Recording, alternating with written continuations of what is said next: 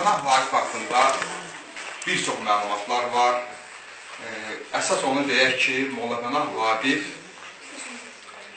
həm müəllim kimi, həm şair kimi, həm də dövlət xadimi kimi Azərbaycan ədəbiyyatında, Azərbaycan tarixində böyük izlər qoymuşdur. Onun savadı, onun dünya görüşü bunu imkan yaratmışdır ki, Qarabağ xanı İbrahim Xəlil xan onu öz sarayına dəvət edir.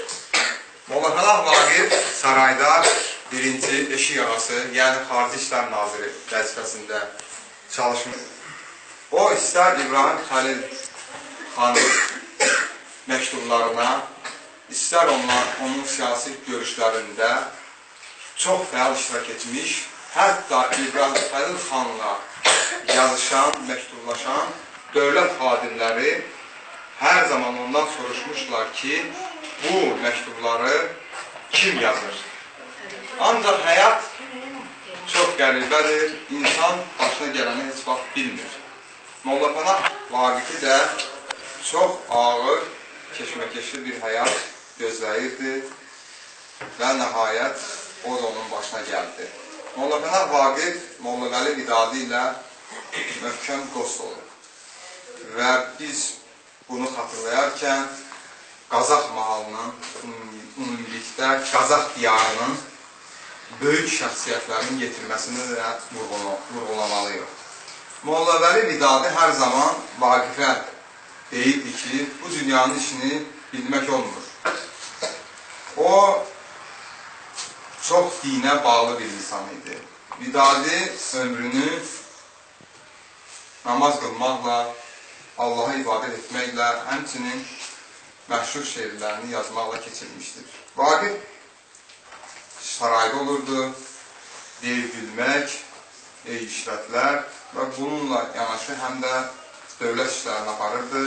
Ona görə çox nikbin idi və bu şairlərə bədlin və nikbin adları qoymuşdur.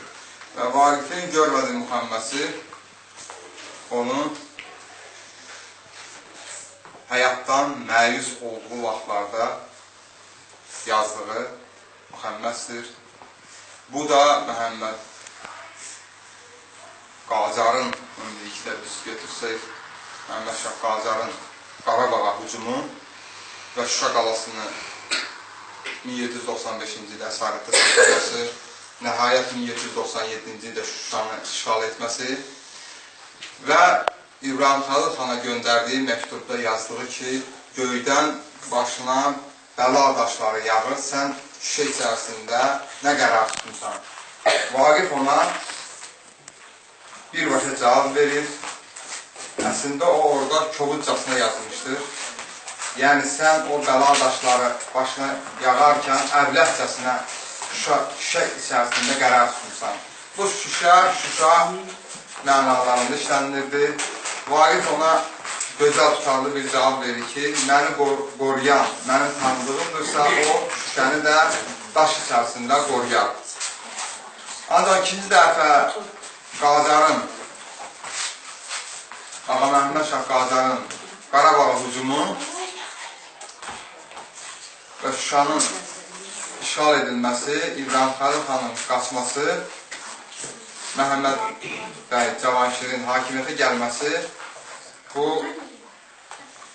anda Vaqif əlbəttə İbrahim Xəlil xana məktub yazır və bu tutulur. Məhəmməd bəy Cavanşir bunu bağışlamır. Ancaq bundan qabaq Vaqif Ağa Məhəmməd Şah Qacar tərəfindən öldürülməli idi. Gecə onu qoruyan can güdənləri, keşikçiləri zarafatlaşırlar. Qacar onlara deyir ki, səhər aslan kimi sizin ikinizi də doğratdıracağam. Və onlar bilirdi ki, Qacar dediyi sözə əməl edir. Və Qacar həmin gecə keşikçilər tərəfindən doğranılır. Biz təsəvvür etsək ki, səhəri Molla Pənah Vaqif edam olunmalı idi. Gecə isə Qacar öldürülür. Ona görə ədəbiyyatımızda belə bir məsələ var ki, mıxı mismara döndərən Allah.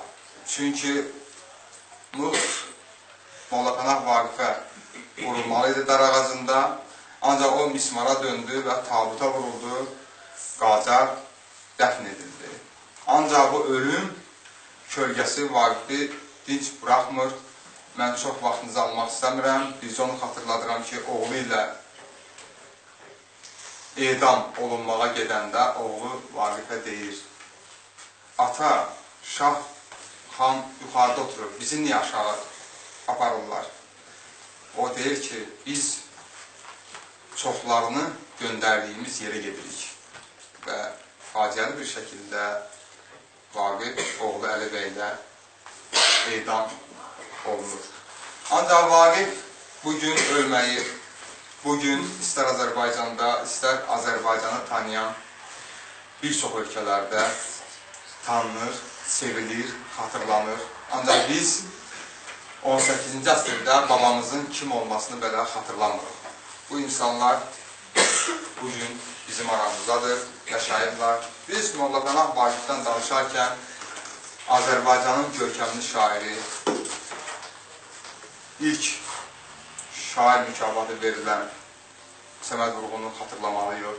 2 dəfə ona Stalin mükafatı, 2 dəfə Lenin ordeni, kavaleri verilmişdir. Bundan başqa Yazıçılar İttifaqının sədri olmuşdur.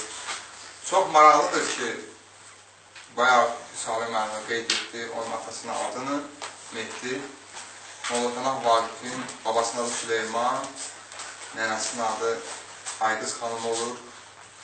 Və ümumilikdə biz fikirləşsək, Səməd Vurğunun nənəsi Ayşə xanım elə Molla Pənah Vaqifin nəslindəndir. Və bu nəsil böyük bir şəxsiyyətlər yetişdirən nəsil olmuşdur. Və onun nəticəsidir ki, Səməd Vurğun Molla Pənah Vaqif haqqında möhtəşəm Vaqif dramını yazır. Mən birinci növbədə müəllimlərə, uşaq birliyi rəhbərinə, sizlərə dərin təşəkkürlüyüm, minnətdarlığımı bildirirəm ki, bu cür tədbiri əlsə edilmişsiniz. Bu tədbirlər çox olsun, daim olsun. Bunlar əsas sizlər üçündür. Bizlər də bu tədbirdə iştirak edib, həmin dövrə aid bilgilərimizi yeniləyirik. Çox sağ olun, minnətdaram. Hər zaman oğullar atılırım. Sağ olun.